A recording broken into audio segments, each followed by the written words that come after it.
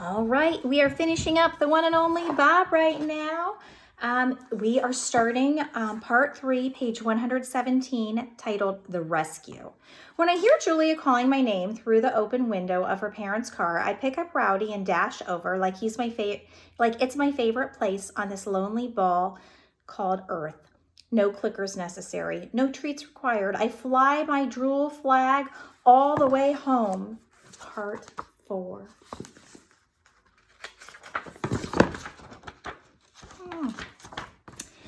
Aftermath. We've lost 10 park residents total, 8 deaths plus 2 still missing. No humans die, but there were some injuries. They've already started rebuilding. It's funny the way people go right back at it after a tragedy. Everyone comes together, lots of talks about community and kumbaya, blah, blah, blah. They're a resilient species, I'll give them that. It's been 3 weeks and we still don't have Kim Yu back, Suzu either.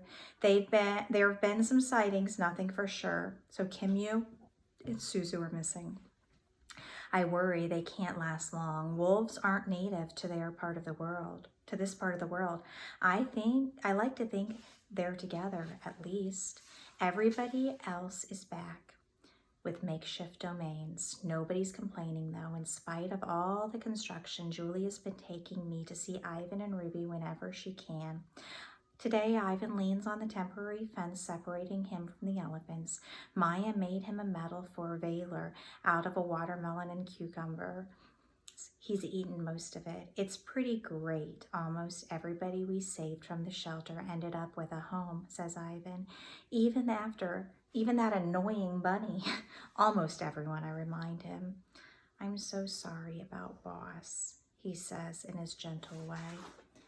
There's the little reward they made. From what we can tell, Boss never went into the donut shop. She slipped away and no one knows what happened to her.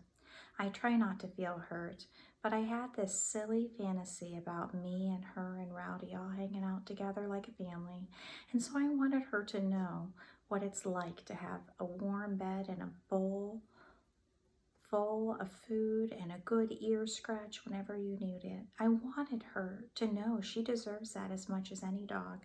I guess she'd lived life too long on her own terms, or maybe she was afraid to get her hopes up, to trust. I understand. Been there, done that. But sometimes humans don't let you. Sometimes they even come to the rescue. Riddle. Uncle Bob, calls Ruby, galloping over. She seems more confident these days, a little more grown up. Stella would be proud. I know I am. Want to hear my new riddle? Absolutely I do. Ruby flaps her ears. She does that when she gets excited. What has an eye but cannot see? I am perplexed. Ruby pondering and puzzled. A hurricane! She exclaims. Good one, Ruby. First rate. I look at Ivan. We smile at each other. We don't need to say a thing. It's enough to listen to the palm trees rustle and watch the sawgrass sway. Working on it. On the way home, we pass a shelter. It's been patched up pretty well, looks like, and they're back in business. I hear the usual yelps and howls and hisses and meows and I feel lousy. I plop down on the sidewalk and Julia stops walking. What's going on, Bob? She asks. I listen like I always do for her bark. That bark. Nope, nothing. I wish Rowdy were here to distract me, but he's still learning how to walk on a tug-of-war string. He's a pretty swell pup, even if he is a little feisty. I'm surprised how much I like having him around the house. It's weird. I feel responsible for the little guy, sort of like he's becoming my numero uno. Julia bends down and strokes my head. I wag my tail a bit, slowly stand. I think of poor old Julia stuck in this backyard day and night. I think of Boss roaming the streets. I think of my siblings, the dark night, the box, the highway. I'm trying hard to find the forgiveness that seems to come so naturally to other dogs. Maybe that's what Boss was getting at. Maybe it's easier to forgive others once you've learned how to forgive yourself. I'm working on it.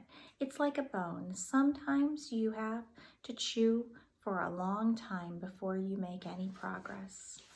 Snickers again. Once we're home, I head for the couch. I'm snoozing peacefully with Rowdy when a doozy of a smell, assaults my schnoz, which is finally back to working order. It's her. Snickers is back. She's been gone for a while. After the hurricane, they had to do some repairs to Mac's house. Not sure where Snickers had been staying, but that's definitely her I smell. No doubt about it. I dive under the couch, but not before Nutwit appears at the front door.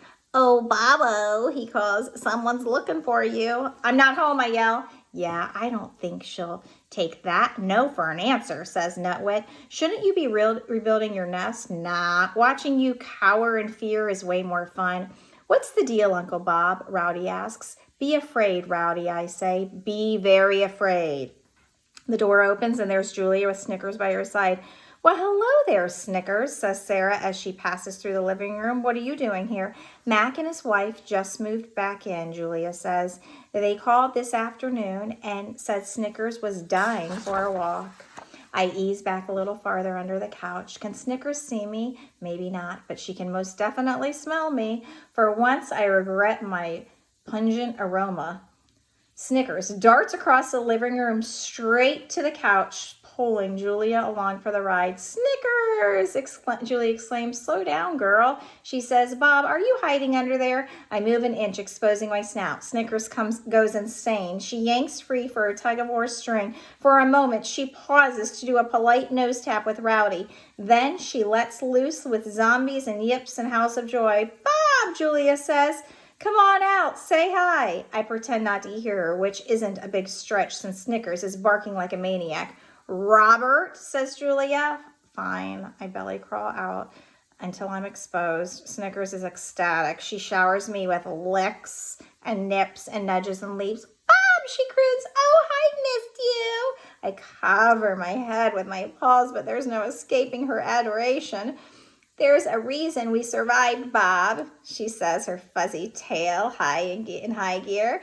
"The fates want our love to blossom." "Is this your girlfriend, Uncle Bob?" Rowdy inquires.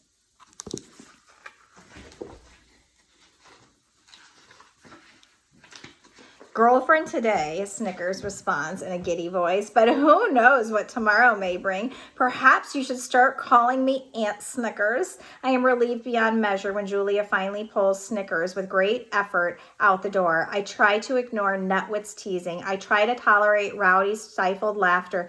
But when Minnie starts chanting "Bob and Snickers," followed by Moose "sitting in a tree," I've had enough. I head for my doggy door, ignoring the popcorning guinea pigs, and try to locate my dignity, a visitor.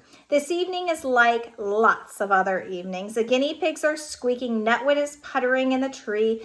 Julia and Sarah and George are watching something about meerkats on the Nature Channel. I've just settled in with Rowdy on the couch when George drops a cookie on the floor. I leap into action. "Robert," says Julia, "leave it." Briefly, I consider my options, but not for long. At least I share a piece with Rowdy. "You are hopeless," Julia says, "but I love you anyway." And that's when we hear the bark. It's coming from the front porch. That's weird," says George. "I'll check it out." Julia runs to the door and pulls it open. She hesitates. She looks over at me, back at the porch, back at me. "Bob," she says, "I think it's for you." And it is. Who is that?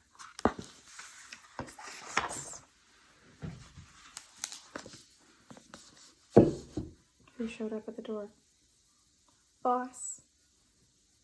And they were all together again. I hope you enjoyed this book as much as I did. Have a wonderful, wonderful summer. Read. Share your books with me. Send me emails. Send me pictures.